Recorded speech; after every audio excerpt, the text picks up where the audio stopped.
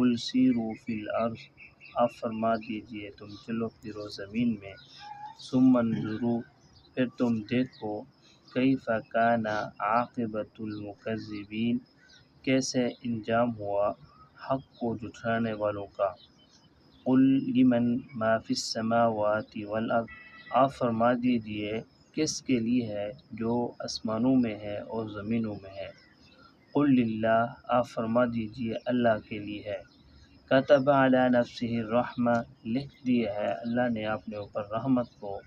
لیجمعنکم، البتہ ضرور تم کو جمع کرے گا، الی یوم القیامہ، قیامت کے دن۔ لا ریب فی، جس میں کوئی شک نہیں ہے۔ الذین خسروا انفسہم، وہ لوگ جنہوں نے نقصان میں ڈالا اپنے آپ کو، فہم لا یؤمنون، پھر وہ ایمان لے کر نہیں ہے۔ پیچھے اللہ تبارک و تعالیٰ نے یہ ارشاد فرمایا، الم یروا کم اہلکنا قبلہم من قرن، آپ ان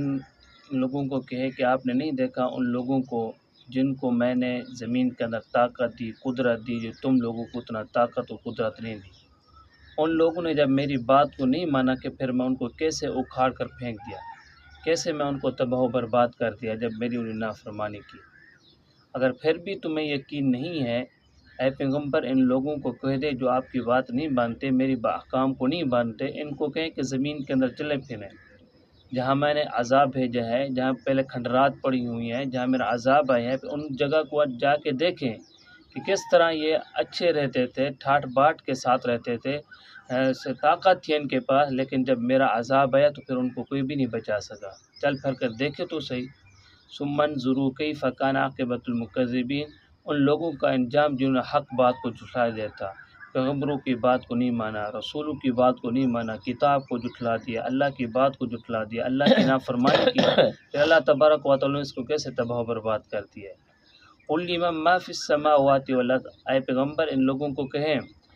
آسمان کس کے ہیں، زمین کس کے ہیں، آسمانوں کے اندر جو مخلوق ہے، چاند ہے، ستارے ہیں، یہ کس کے ہیں، اور زمینوں کے اندر جو مخلوق ہے، حیوان ہے، انسان ہیں، درندے ہیں، چرندے ہیں، پرندے ہیں، سمندری مخلوق ہے، باہر جنگل کی مخلوق ہے، یہ سب کس کی ہے؟ اے پیغمبر یہ اتنے ضدی لوگ ہیں، آپ کو جواب بھی نہیں دیں گے یہ لوگ۔ آپ کہہ دیں قل للہ، یہ سارا کا سارا کچھ اللہ تبارک و تعالیٰ کے لیے ہے، سب کچھ اللہ تبارک و تعالیٰ کے لیے، سب کا مالک، سب کا حاکم صرف اور صرف اللہ تبارک و تعالیٰ کی ذات ہے، اللہ تبارک و تعالیٰ کے علاوہ اور کوئی ذات نہیں ہے۔ کتب علی نفسہ الرحمہ، اللہ تبارک و تعالیٰ نے اپنے ذمہ رحمت کو لازم قرار دیا ہے، اپنے ذمہ رحمت کو ٹھہرا دیا ہے۔ اللہ تعالیٰ کا جو عرش ہے اس کے ایک کنارے کے اوپر لکھا ہوا ہے، میری جو رحمت ہے نا میرے غصے سے آگے بڑھی ہوئی ہے، رحمت جو میری ہے میرے غصے کے اوپر، میرے غضب کے اوپر غالب ہے رحمت میری۔ آج اللہ کی رحمت ہے تو ہم یہاں زندہ بیٹھے ہوئے ہیں، لیکن ہم یہاں زندہ بیٹھے ہوئے ہیں، اگر ہمارے اعمال دیکھے جائیں، ہمارے اخلاق دیکھے جائیں تو ہمارے اخلاق اور ہمارے اعمال اتنا برے ہیں کہ ایک لمحے کے لیے بھی ہم زندہ نہیں رہ سکیں گے۔ کتنا قوم ایسی ہیں نافرمانی کی جو ہر وقت اللہ کی نافرمانی کر رہے ہیں، لیکن اللہ تبارک و تعالیٰ پھر بھی ان کو نہیں پکڑ رہا، اللہ کی رحمت کی وجہ سے ہم بچے ہوئے ہیں۔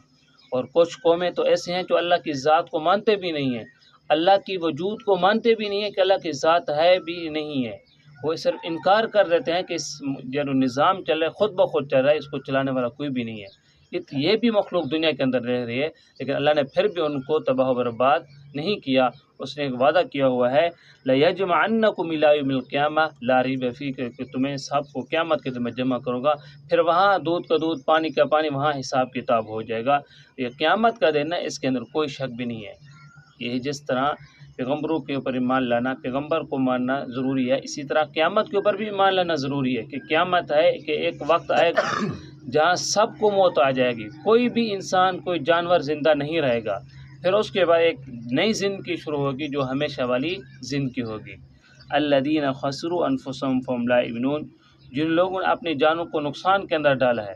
نقصان کے اندر کیا ڈالا ہے کہ انہوں نے اللہ کی بات نہیں مانی، اللہ کے رسول کی بات نہیں مانی، اللہ کی نافرمانی کی ہے، پیغمبروں کی باتوں کا انکار کیا ہے، تو انہوں نے اپنے آپ کو نقصان کے اندر ڈالا ہے نا، تو وہ ایمان لے کر نہیں ہے۔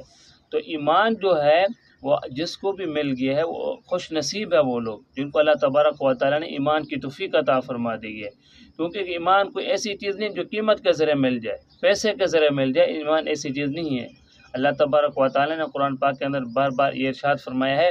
کہ اگر ایمان کے بدلے میں جب قیامت ہوگی کوئی شخص جتنا بھی زمین ہے آسمان ہے سارا بھرا ہوا سونے کا دے دے اور اس کے علاوہ اور بھی سونے کا بھرا ہوا زمین آسمان دے دے اور اس کے بدلے کہے کہ مجھے ایمان مل جائے، تو اس کو ایمان نہیں ملے گا۔ تو ایمان ایسی چیز ہے جس کو بھی مل گیا ہے تو وہ خوش قسمت ہے، اس کی ایمان کی قدر کرنی چاہیے، ایمان کی قدر کرنی چاہیے کہ ہمیں بیٹھے بیٹھے گھر کے اندر اللہ تبارک و تعالیٰ نے ایمان دے دیا ہے، کوئی تکلیف اٹھانے کی ضرورت بھی ہمیں نہیں پڑی ہے، ہمیں اپنے ماں باپ کی گود کے اندر کلمہ نصیب ہو گیا ہے۔ ان لوگوں سے پوچھیں جنہوں نے ایمان کی خاطر کتنا تکلیفیں برداشت کی ہے، صحابہ کرام کا واقعہ دیکھ لیں، تابعین کے واقعہ دیکھ لیں، پہلے جو لوگ آئے تھے ان کے واقعات دیکھیں کتنا انہوں نے ایمان کی خاطر تکلیفیں برداشت کی ہیں۔ تو ہمیں اللہ نے ایمان دیا ہے تو ہمیں خوش ہونا چاہیے اور اللہ کی رضا کے اوپر راضی ہونا چاہیے اور ہر وقت شکر ادا کرنا چاہیے۔ دعا ہے کہ اللہ تعالیٰ ہم سب کو عمل کرنے کی توفیق عطا فرمائے۔